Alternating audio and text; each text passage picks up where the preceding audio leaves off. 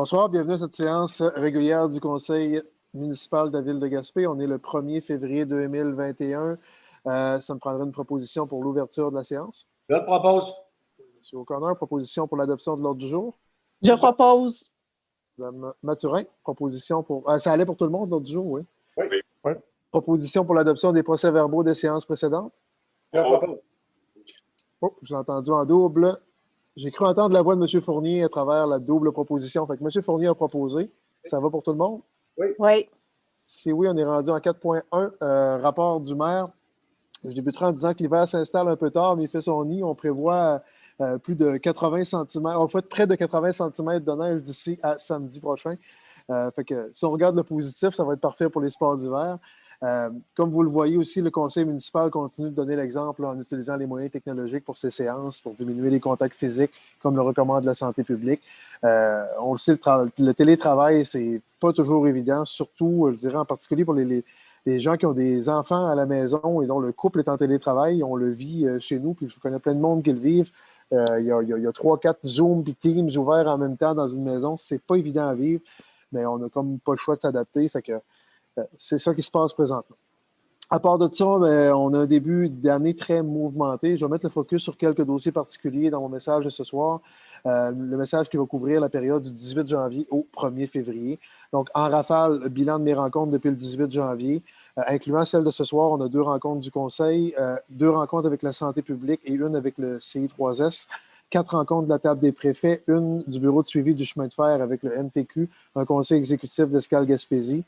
Dans les dossiers à l'UMQ, j'ai un comité sur les services de garde, un caucus des cités régionales, une commission de l'aménagement et des transports, une commission des villes intelligentes, un forum sur la vitalité commerciale qui réunissait 4 conférenciers de renom.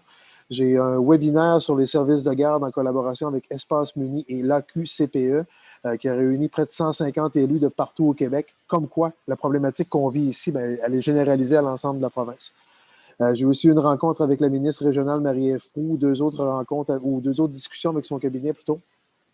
Avec la table des préfets, j'ai rencontré la chef de l'opposition officielle, Dominique Anglade, et 2 de ses députés.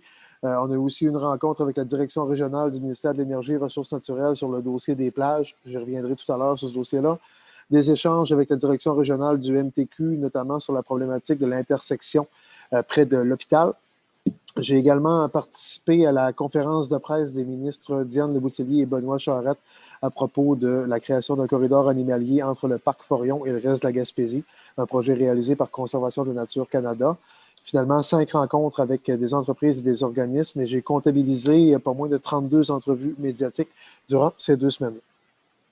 Premier sujet du soir, l'indice du bonheur léger a été publié la semaine dernière et selon les résultats de la firme Léger Marketing, c'est dans la région Gaspésie-les-Îles que les gens sont les plus heureux au Québec. Ça ne me surprend pas, on est bien chez nous, mais on s'entend que ça demeure un sondage ou un cumul de différents sondages, mais c'est quand même, tout ça, le résultat est quand même assez éloquent sur le fait qu'on a une qualité de vie exceptionnelle dans notre région. On a le droit d'être fiers et on a le droit de le partager. Cette donnée-là, oui, est intéressante, puis elle s'ajoute aux statistiques de migration interrégionale qu'on parlait à la dernière séance, où la Gaspésie battait des records d'attractivité. Ça s'ajoute aussi aux données officielles publiées par l'APCHQ, mettant Gaspé en tête de liste provinciale pour la hausse du nombre de constructions résidentielles. Donc, il y a une effervescence, il y a une qualité de vie qui s'est développée et c'est bien, tant mieux. Évidemment, il n'y a rien qui est parfait, mais disons que les données sont toujours de plus en plus encourageantes pour notre région, puis on peut dire que la région de la Gaspésie a le vent dans les voiles. Autre sujet, la COVID-19, très brièvement, les règles semblent très bien suivies, les résultats sont excellents, particulièrement chez nous.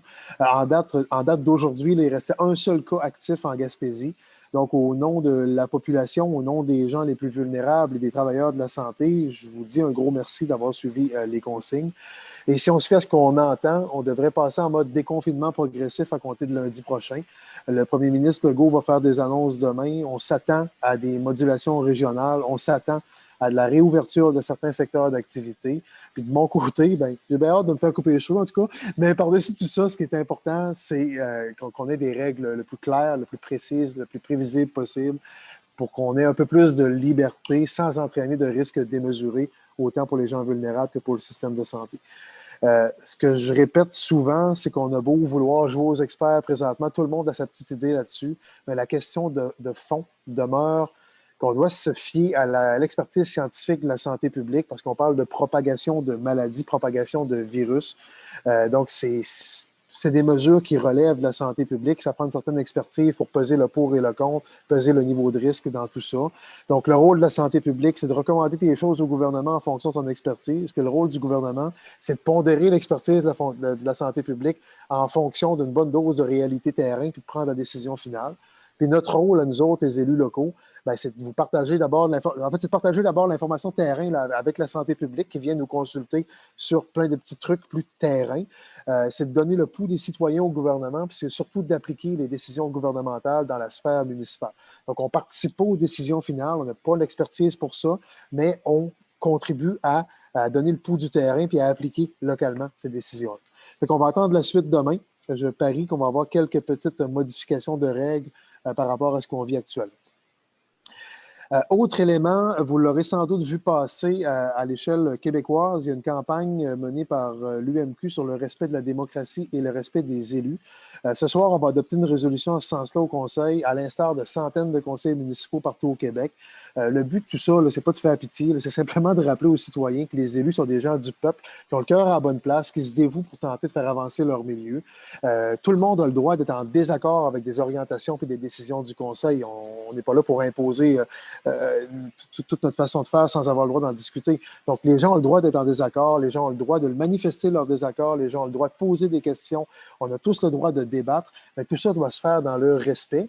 Parce que quand on devient non respectueux, ben, disons que ça ne donne pas le goût aux gens de s'impliquer dans la sphère politique, en particulier au niveau municipal. Cette campagne-là a lieu parce qu'il y a plusieurs élus qui ont subi des menaces de mort récemment, des menaces de s'en prendre à leur famille ou à leurs biens, de l'intimidation physique et verbale. Donc, le milieu municipal au complet s'est levé debout pour dire oui au débat, mais non à ces manœuvres d'intimidation et de menaces-là. Localement, on a rarement eu à vivre de telles situations, mais disons qu'on se joint au mouvement national par souci de solidarité. Je continue en rafale avec une série de dossiers qui ont bougé.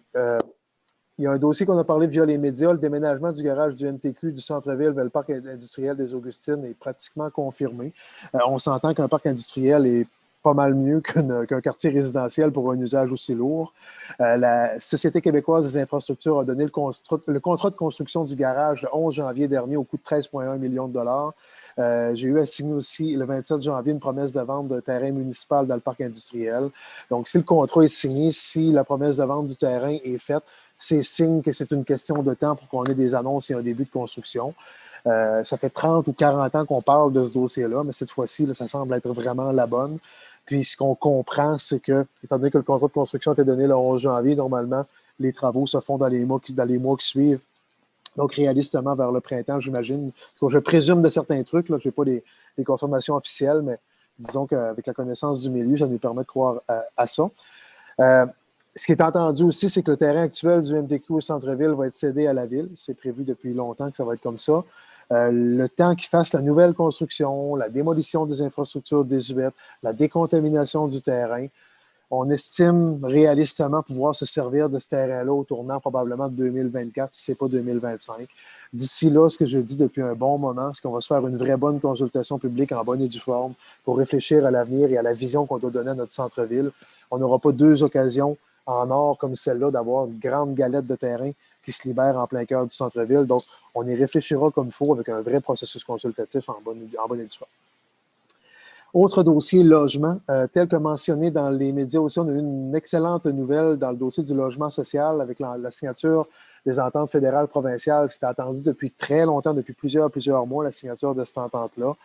L'aboutissement local de ça, c'est qu'il y a 4 unités supplémentaires qui vont pouvoir voir le jour à l'EDEL. Et on a aussi la confirmation du financement pour le projet de 12 unités de logement pour aînés dans le secteur de Petit Cap. C'est un projet qui chemine depuis près d'une dizaine d'années, qui a été instigé par des bénévoles du milieu, qui a été soutenu par le conseil municipal depuis tout ce temps-là, qui est piloté par l'OMH et par le groupe Ressources en logement collectif. Ce dossier-là avance, mais là, la confirmation du financement, ça donne un sérieux coup de barre pour pouvoir continuer. Aussi, un autre élément qui est important dans le programme financier en question, c'est que les travaux doivent être débutés avant mars 2022, si on veut toucher l'aide financière. Donc, disons qu'on se rapproche de la coupe aux lèvres de plus en plus. Ces projets-là s'ajoutent aux 48 unités de logement annoncées par le CI3S de la Gaspésie pour la Maison des aînés de Rivière-au-Nord. Donc, en tout, là, dans le secteur nord de Gaspé, c'est 60 unités de logement social qui vont voir le jour, en incluant les 48 du 6 et les 12 de Petit Cap. C'est un méchant bon coup. Je pense que ça va donner un bon gros coup de main pour développer l'offre de logement dans ce secteur-là. Oui, c'est des créneaux spécialisés, mais ça demeure quand même des logements. Donc, ça demeure des maisons ou des appartements qui vont se libérer avec cette clientèle-là qui va migrer vers ces centres-là. Donc, ça va donner un coup de main, mais on doit quand même continuer tous les efforts pour développer du logement privé. La pénurie est loin d'être résorbée au niveau du logement. Puis, on a encore des bons projets dans nos cartons. Donc, c'est un autre dossier qu'on va devoir suivre et alimenter de très près. Même principe dans le dossier des garderies, là aussi on chemine. L'appel de projet du ministère de la Famille s'est terminé à la mi-janvier. Ce qu'on a su, c'est que les 2 CPE de Gaspé ont déposé des demandes qui totalisent plus de 180 places, alors qu'on avait seulement 32 places préautorisées. Sauf que, dans mes discussions que j'ai eues avec le ministre Lacombe au début de l'hiver et à la fin de l'automne, c'était très clair qu'on pouvait obtenir plus de 32 places. Il y a une certaine marge discrétionnaire que le ministre peut avoir pour des cas spécifiques et selon ce qu'on a discuté et selon ce qu'il me martèle toujours, le ministre Lacombe, c'est que le cas de Gaspé est bien spécifique et il avait toute son attention. Donc, on peut espérer plus que les 32 places qui étaient préautorisées. Sur la scène nationale, bien comme je vous le disais tantôt, la problématique qu'on connaît ici, elle est généralisée dans plein de municipalités. Donc, on s'est réunis ensemble et sous l'égide de l'UMQ, on a formé un comité d'élus municipaux que j'ai l'honneur de présider. Notre but, c'est de documenter le dossier puis de livrer des recommandations au ministre pour changer le cadre, assouplir tout ça, faciliter la vie, puis déployer des places en garderie plus rapidement que ce que le système actuel nous permet. Et en même temps, ça me permet une certaine connexion directe avec le ministre. Donc, c'est assez intéressant. Puis le ministre est bien ouvert à travailler sur des solutions. Il est bien conscient que le problème est généralisé. Dossier Orléans Express, on a tous vu passer l'annonce de Keolis Canada qui annonçait son retrait temporaire de certaines dessertes. Le temps que la COVID-19 recule, on a vite compris là, que c'est aussi une stratégie de leur part là, pour obtenir des subventions. On a eu l'impression qu'on se faisait prendre en otage et qu'ils demandaient au Québec de payer la rançon, si je me permets l'image. C'est sans doute vrai qu'il y a une diminution de clientèle, même si un chauffeur qui a dit à un journaliste il n'y a pas longtemps que c'était pas tout à fait exact, que la clientèle ressemblait à ce qu'il y avait d'habitude, puis qu'il transportait autant de colis que d'habitude. Mais bon, la haute direction affirme qu'il y a une diminution de clientèle, fait que j'imagine que c'est vrai.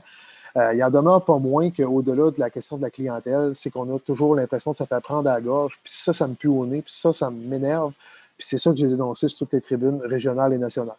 Ceci dit, sur le fond du dossier, le ministre Bonnardel et le premier ministre Legault, la semaine dernière, ont indiqué qu'il y a une annonce qui s'en venait et qu'ils avaient à cœur l'intérêt des régions. Donc, il y a une annonce qui serait imminente au plus tard cette semaine. Donc, on va suivre ça encore de très près. Puis, au-dessus de tout ça, c'est bien beau quand même que le gouvernement réglerait le dossier Keolis sur le court terme. Il en demeure pas moins que ça l'a énervé bien du monde de se faire menacer d'une rupture de service en transport. On a vécu une petite histoire d'horreur avec la fin des vols d'Air Canada au début de l'été passé. Ça ne nous tente pas de revivre ça au niveau du transport interurbain non plus. Fait que, on a donné mandat à nos équipes techniques à l'interne dans nos sphères régionales de documenter le dossier puis de travailler sur un plan B pour éviter que cette situation-là ou ces menaces-là reviennent une nouvelle fois. Je ne peux pas embarquer dans les détails tant et aussi longtemps qu'on n'aura pas de réponse à plein de petites questions techniques, légales, financières. Le transport interurbain est extrêmement complexe et extrêmement encadré. Donc, on doit vraiment trouver les meilleures cibles pour trouver un vrai bon plan B. Mais je peux vous dire que cette fois-ci, je pense que la petite menace a été une goutte qui a fait déborder le vase et régionalement, on va travailler sur une autre piste de solution. Dernier dossier en profondeur, le dossier des plages. Les discussions préliminaires ont avancé beaucoup avec le MERN, le ministère des Ressources naturelles. On s'est aussi entendu globalement sur le principe, à savoir qu'on procéderait par bail de location du territoire public à court terme. Un bail qui est au profit de la MRC, mais que la MRC délèguerait la gestion à la ville. On a une résolution ce soir pour approuver ce principe-là, donc d'établir un contrat de bail entre le ministère et la ville, un peu pour agir comme locataire de l'espace public, avec certains pouvoirs, évidemment, qui viennent avec un droit de location. Là, il y a des éléments qui vont rester à clarifier, évidemment. Puis, il y a le fine-tuning de comment ça va atterrir, puis qu'est-ce qu'on va permettre, puis pas permettre. Ça, ce n'est pas le bail qui va le prévoir, c'est les consultations que mène actuellement le comité ZIP Gaspésie. La première phase de consultation des groupes citoyens a été faite. La deuxième phase se fera la semaine prochaine. Puis il y a une consultation grand public qui est prévue pour la fin février. Donc, présentement, on fait avancer le légal avec le ministère. Puis quand le fruit des consultations sera connu, on aura toute la marge de manœuvre requise pour aligner les détails terrain. Mais une chose est sûre, on n'a aucune intention de revivre 2 fois l'été 2020.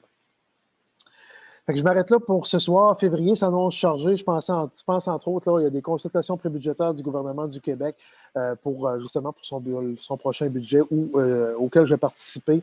Il y a le suivi, évidemment, transport interurbain, transport aérien, le dossier des garderies, du logement, le dossier des matières résiduelles. C'est un élément que j'ai dit que ça va être un gros défi en 2021. Fait qu'on s'y attarde. L'adaptation des activités et des infrastructures municipales aux nouvelles mesures COVID qui seront annoncées demain. Puis évidemment, le suivi usuel de tous nos grands projets, le complexe sportif, le projet Rivière-Nord, Capitale des pêches, les projets de pistes cyclables, les projets de développement économique et j'en passe. Bref, notre carnet de commandes est bien rempli, puis on va continuer d'y travailler très fort. En conclusion, c'est la semaine des enseignantes et des enseignants. Je veux leur souhaiter une bonne semaine, leur lever mon chapeau bien haut. C'est eux autres qui forment notre avenir. On a tous un souvenir avec un enseignant quelque part. On se rappelle de nos profs du primaire et du secondaire. C'est signe que ces gens-là marquent nos vies. Et comme ils marquent nos vies, que c'est leur semaine, saluons-les. En terminant aussi, rappelle qu'il y a plusieurs belles activités hivernales sur notre grand territoire. La piste cyclable qui est damée désormais par le comité des loisirs Saint-David-Charles-Desmond, les centres de ski, Béchervaise, Pessac, les Éclairs, Forion, les 11 patinoires extérieures, les sentiers de motoneige, la pêche blanche aussi sur la baie qu'on voit. Il y a même un concours national de château de sable où la ville a un peu adhéré et en fait la promotion, même si c'est national. C'est quand même pas de château de sable, de château de neige. On est l'hiver, on n'est pas l'été. Château de neige. Ça aussi, c'est assez intéressant. On en fait la promotion. J'invite les gens à profiter du grand air. On va avoir beaucoup de neige cette semaine, sur l'occasion peut-être de faire des plus gros châteaux ou d'en profiter de belle neige poudreuse ou bien de sortir nos souffleuses puis de déneiger tout ça. On va faire de l'activité cette semaine, c'est garanti.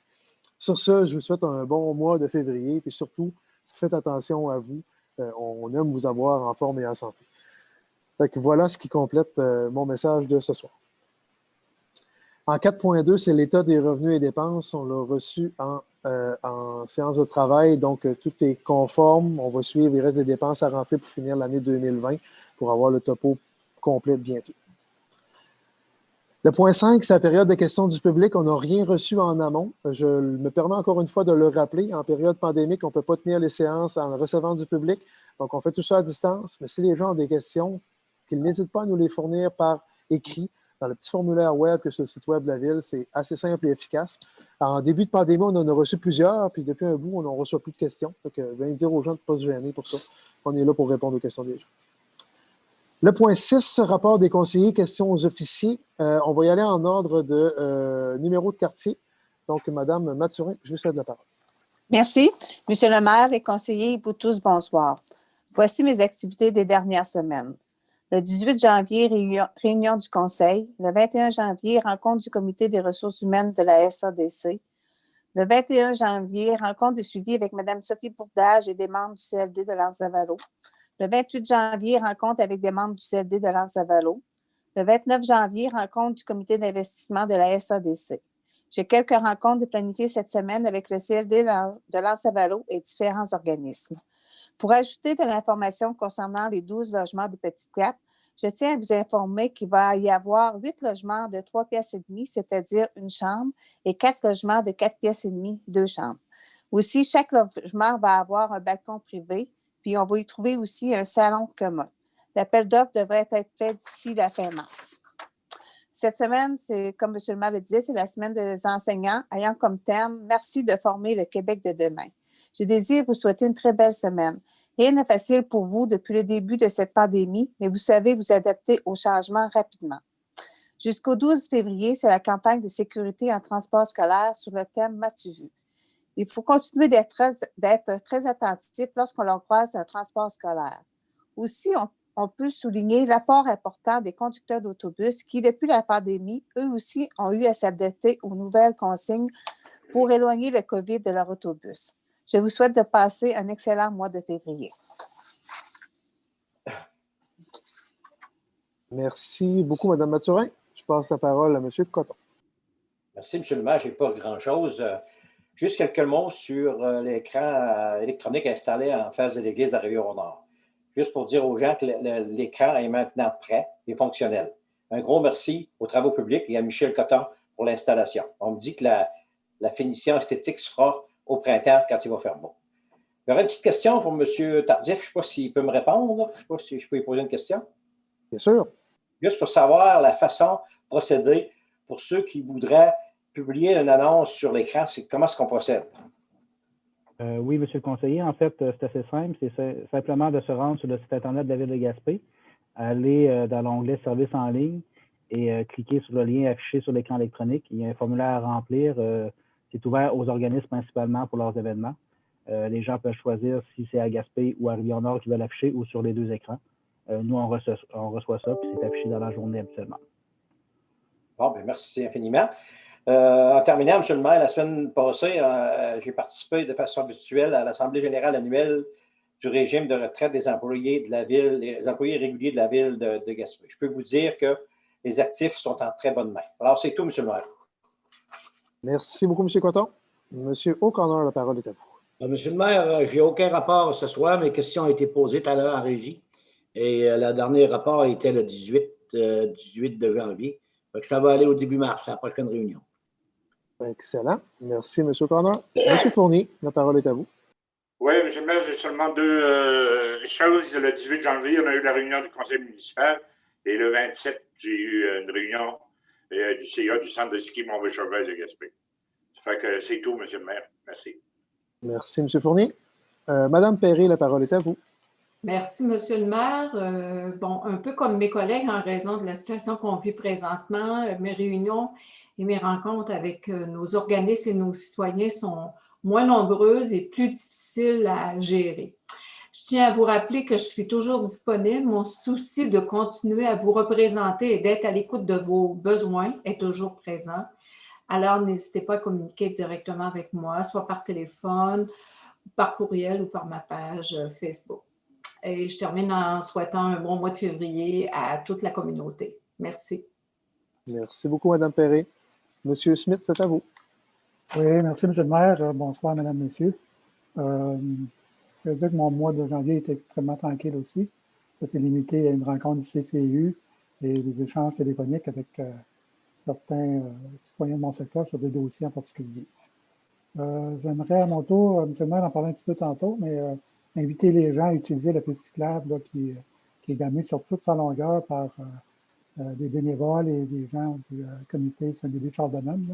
Une très belle initiative qui fait en sorte que les gens peuvent en profiter pour faire la raquette, marcher, faire du fat bike. Alors, c'est sûr qu'on attend beaucoup de neige, mais après cette tempête, là, les gens vont de nouveau, j'imagine, damer la piste à sa longueur. J'aimerais également demander aux gens qui vont à la plage Hors-Domaine, je sais qu'il y a beaucoup d'amateurs de marche là, sur la plage, c'est bien correct comme ça, c'est un bel endroit, qui avaient demandé un stationnement. On a envoyé un petit stationnement. Je me suis rendu compte en fin de semaine qu'il y a des gens qui nous l'avaient rapporté également, que le stationnement était trop petit, je pense, pour l'affluence des gens qui avaient à la plage. Et j'avais remarqué aussi qu'il y a des gens qui stationnaient sur la rue. On sait que c'est interdit, cette rue. Et ça empêche les camions, là. On prend, par exemple, le camion de collecte des matières résiduelles qui ne peut pas tourner au bout de la rue s'il y a des autos qui bloquent le passage à cet endroit. Alors, j'ai demandé ce soir qu'on agrandisse un peu le stationnement. Là, ça va être déneiger un peu plus grand. Alors, je vais vous inviter à vous stationner de belle façon sécuritaire sur le stationnement et libérer le bout de la rue et l'entrée du stationnement qui sert de virée là, pour les camions. Alors voilà, M. le maire, c'est tout. Merci. Très bien. Merci beaucoup, M. Smith. Donc, ça complète le point 6 de l'ordre du jour. On y va au point 7, l'acceptation des comptes en 7.1. La recommandation est que le Conseil autorise le paiement des dépenses reliées aux activités financières de notamment autorisées au montant de 148 440,29 $, que le Conseil prenne connaissance des dépenses engagées en vertu du règlement 1224-13 de la délégation de pouvoir pour des activités financières d'1 265 835,61 $ et des investissements de 237 775,96 $. Proposeur. M. Smith propose. Ça va pour tout le monde? Oui. Merci. Ça nous amène en loisirs et culture en 9.3.1. Reconnaissance de l'organisme Journal culturel Graphici Bon, on pourrait le reconnaître comme organisation au niveau régional, ce qui ne donne pas tous les mêmes privilèges que les organisations reconnues à l'échelle locale. Ça demeure un organisme régional. Donc, la recommandation est que le Conseil reconnaisse l'organisme Journal culturel Graphici et que les services et programmes offerts à l'organisme se limitent à l'accès au programme d'assurance des OBNL de l'UMQ. Proposé par... J'ai entendu Mme Perret? Oui. Ça va pour tout le monde? Oui. Excellent. 9.4.1 en travaux publics, paiement de facture pour les lumières d'El. Dans le fond, c'est 11 luminaires qui n'avaient pas été convertis, soit qui avaient été oubliés ou soit qui étaient inaccessibles dans le cadre du premier déploiement.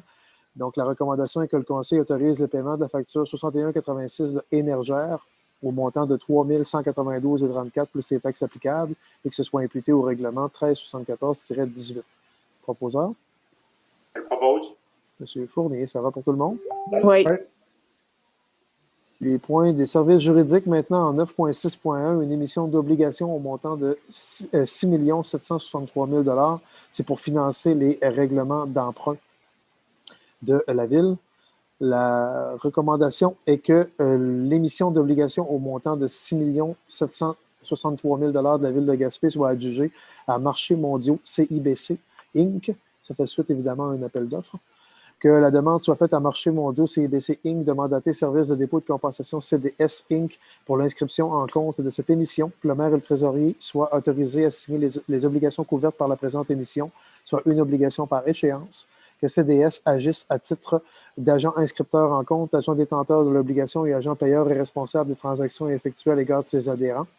Le Conseil autorise CDS à agir à titre d'agent financier authentificateur, tel que décrit dans le protocole d'entente signé entre le ministère des Affaires municipales et de l'Habitation et CDS, que CDS procède au transfert de fonds conformément aux exigences légales de l'obligation et à cet effet, le Conseil autorise le trésorier à signer le document requis par le système bancaire canadien intitulé « Autorisation pour le plan de débit préautorisé destiné aux entreprises ».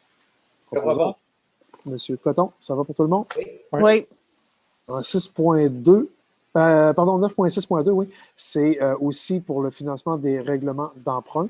La recommandation est que le règlement d'emprunt indiqué au premier alinéa du préambule soit financé par obligation, conformément à ce qui suit. 1. Les obligations, soit une obligation par échéance, seront datées du 16 février 2021. 2. Les intérêts seront payables semi-annuellement le 16 février et le 16 août de chaque année. 3. Les obligations ne sont pas rachetables par anticipation. Toutefois, elles pourront être rachetées avec le consentement des détenteurs, conformément à la loi sur les dettes et emprunts municipaux. 4. Les obligations seront immatriculées au nom de Service de dépôt de compensation CDS et seront déposées auprès de CDS. 5. CDS agira au nom de ses adhérents comme agent d'inscription en compte, agent détenteur d'obligations, agent payeur et responsable des transactions effectuées à l'égard de ses adhérents. 6. CDS procédera au transfert de fonds conformément aux exigences légales de l'obligation et à cet effet, le Conseil autorise le trésorier à signer le document requis par le système bancaire canadien intitulé « Autorisation pour le plan de débit préautorisé destiné aux entreprises ». 7. CDS effectuera les paiements en capital et intérêts aux adhérents par des transferts électroniques de fonds et à cette fin, CDS prélèvera directement les sommes requises dans le compte suivant. Caisse populaire des Jardins de la Pointe de la Gaspésie, 80 rue Jacques-Cartier, Gaspé, G4X 2V2.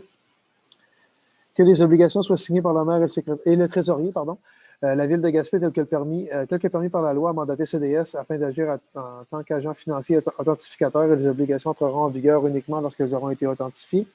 Que, en ce qui concerne les amortissements annuels de capital prévus pour les années 2027 et les suivantes, le terme prévu dans les règlements d'emprunt 885-04, 921-05, 1076-09, 1098-10, 857-03, 1060-09, 11-09-10, 11-32-11, 12-20-13, 12-38-14, 12-69-15, 12-73-15, 12-72-15, 12-75-15, 12-74-15, 12-93-15, 13-03-16, 13-25-16, 13-65-18, 13-67-18, 13-72-18, 13-91-19, 13-95-19 et 14-20-20. Je vais finir par être encanteur après mon mandat. Soit plus court que celui originalement fixé, c'est-à-dire pour un terme de 5 ans à compter du 16 février 2021, au lieu du terme prescrit pour les 10 amortissements, chaque émission subséquente devant être pour le solde ou partie du solde dû sur l'emprunt. Proposeur. Propose. Madame Mathurin, ça va pour tout le monde? Oui. Voulez-vous que je relise les chiffres? Pas besoin. Okay. 9.6.3.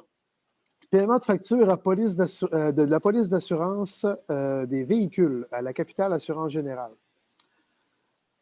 La recommandation est que le Conseil autorise le directeur des services administratifs à acquitter la facture d'assurance générale assurance véhicule classe affaires auprès de la capitale assurance générale au montant de 37 626 $ plus les taxes applicables et que le montant soit imputable au code budgétaire 02 190 00 420.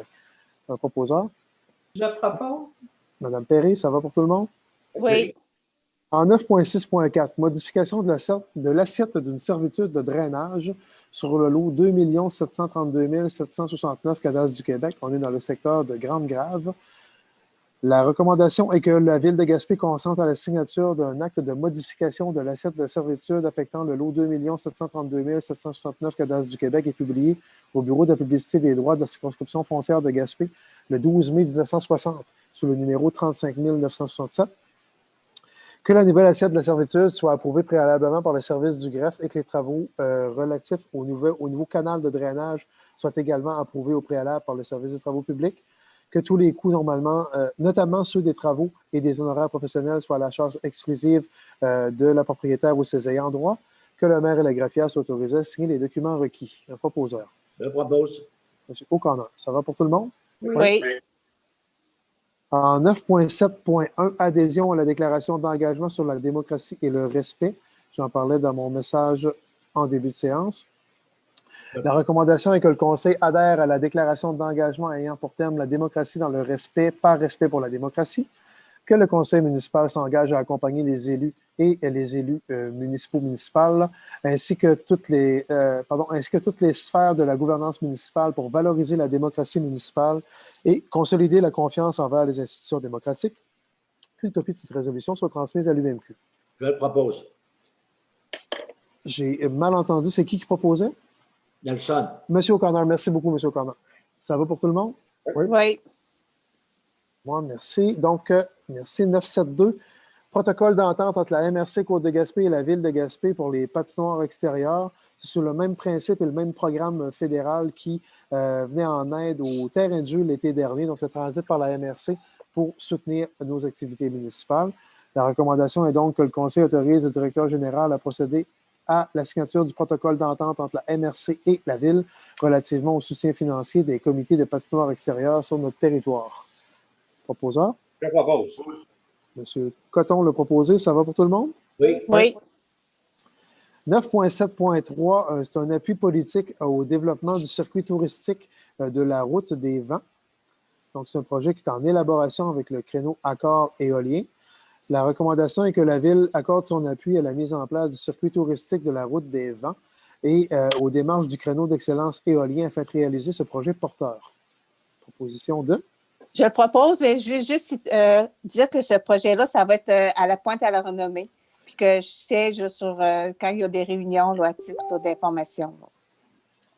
Merci beaucoup, Mme Mathurin, pour votre proposition et vos détails. Quelqu'un, en fait, est-ce que tout le monde est d'accord? Pardon? Oui. Oui. Merci. En 9.7.4, demande de prix pour la fourniture de matériel pour le sauvetage en hauteur pour le service incendie. On est allé donc en demande de prix sur invitation pour différents items. Évidemment, on y va avec le plus bas soumissionnaire conforme. La recommandation est donc que la Ville accorde le contrat pour l'acquisition de fourniture de divers matériels pour le sauvetage en hauteur à Sécurité Landry Inc. au montant de 5 155,95 $ plus les taxes applicables et que la dépense soit imputée au règlement d'emprunt 1420-20. Proposeur? Madame. Oh, je vous ai entendu, Mme Perry. Merci, Mme Perry. Ça va pour tout le monde? Oui. 975, j'en parlais aussi dans mon message en préambule. Donc, en 975, demande de location de terrain sur le territoire public au ministère de l'Énergie et des Ressources naturelles et au ministère de l'Environnement et de la lutte au changement climatique.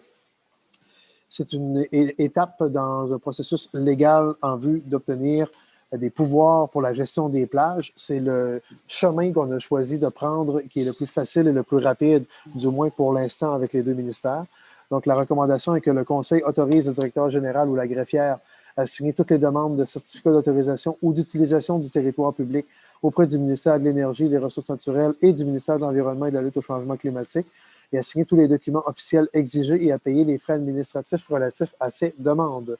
Proposeur, Propose. M. Smith. Ça va pour tout le monde? Oui. Oui. 976, réaménagement du havre de Lens-au-Griffon, paiement de facture. Donc, c'est pour de l'acquisition de chaînes et d'ancrage pour installer des pontons flottants.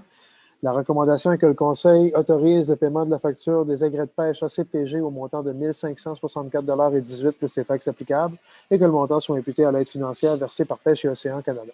Propose. Proposé par M. O'Connor. Ça va pour tout le monde? Oui. 977, paiement de facture pour des travaux pour la télémétrie, contrôleur et automate. La recommandation est que le Conseil autorise le paiement des factures du groupe Omega au montant de 1 655 plus les taxes applicables et que ce soit imputé au règlement d'emprunt 1423-29 ou ça doit être -19, je présume. En tout cas, c'est pour le dossier de la taxe sur l'essence 2019-2023. Est-ce que quelqu'un le propose? Je propose. Mme Perry, ça va pour tout le monde? Oui. Oui. Tiret 20, M. le maire. C'est tiré 20, OK. Merci beaucoup. Donc, voilà. 978, pardon. Achat de divers équipements pour le service de protection contre les incendies. Donc, il y en avait une liste d'équipements pour lesquels on est allé en demande de prix auprès de fournisseurs potentiels. On a reçu 4 prix. Donc, on y va évidemment avec le plus bas soumissionnaire conforme. La recommandation est que le Conseil octroie le contrat pour la fourniture de divers équipements au service de protection contre les incendies à l'Arsenal pour un montant de 9 781 plus les taxes applicables et que ce soit imputé au règlement d'emprunt 1420-20. Je propose. Mme Mathurin propose. Ça va pour tout le monde? Oui.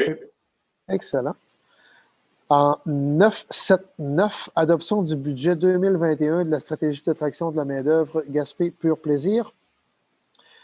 Donc, c'est comme on a fait, je ne m'abuse, depuis 2 ou 3 ans, on prend un budget à même les fonds éoliens qu'on reçoit. Donc, on met ça dans une enveloppe qu'on appelle une réserve de développement économique et on sort des sous de la réserve de développement économique pour mettre en œuvre cette stratégie d'attraction-là. Donc, la recommandation est que le Conseil autorise un budget de 87 500 $ pour 2021 à la stratégie d'attraction de la main-d'œuvre, qui demeure l'une de nos principales priorités avec le logement et les garderies d'ailleurs. Que le Conseil autorise le directeur général à autoriser le paiement des factures qui vont venir impacter sur ce budget-là et que la somme soit imputée à la réserve de développement économique, soit le code budgétaire 59 131 44 000. Proposeur? Je propose. Mme Perry le propose. Ça va pour tout le monde? Oui. Oui. Je vous remercie. En 10.1, Mme Lagreffière. Adoption du règlement 1441-21. Considérant qu'un avis de motion de l'adoption du présent règlement a été donné à la séance ordinaire du 18 janvier 2021, considérant que le projet de règlement 1441-21 a été déposé lors de la même séance et qu'aucun changement n'a été apporté à ce projet, considérant que l'objet du règlement est de conserver les zones déjà incluses dans les règlements 1179-12, 1331-17 et 1387-19, d'ajouter les zones M309 et M328-1 et de prolonger jusqu'au 31 décembre 2021 inclusivement la période d'admissibilité permettant aux propriétaires d'immeubles faisant l'objet des travaux visés au programme de revitalisation du règlement de bénéficier d'un crédit de taxe foncière. Considérant qu'une copie du présent règlement a été remise aux membres du Conseil préalablement à son adoption, considérant qu'une copie du règlement a été mise à la disposition du public, il sera proposé par l'un des conseillers et résolu que le règlement portant le numéro 1441-21 décrétant l'adoption d'un programme de revitalisation pour les périmètres d'urbanisation de Rivière-Nord et Gaspé et remplaçant les règlements 1179-12, 1331-17 et 1387-19 soit adopté. Je propose. Quand on propose, ça va pour tout le monde? Oui. Ça vous convient? Il nous reste un point à l'ordre du jour, c'est le rapport du comité consultatif d'urbanisme. Est-ce que quelqu'un propose son adoption en bloc? Je propose. J'ai entendu en double. J'ai entendu M. O'Connor en premier. Fait que si M. O'Connor l'a proposé, est-ce que ça allait pour tout le monde? Oui. Excellent. Le point 14, la deuxième période de questions du public. On n'en a pas reçu et ça me prend quelqu'un pour proposer la fermeture de la séance. Je propose. Madame Mathurin est assez forte pour lever l'Assemblée. Merci tout le monde. Donc, on peut mettre un terme à l'enregistrement.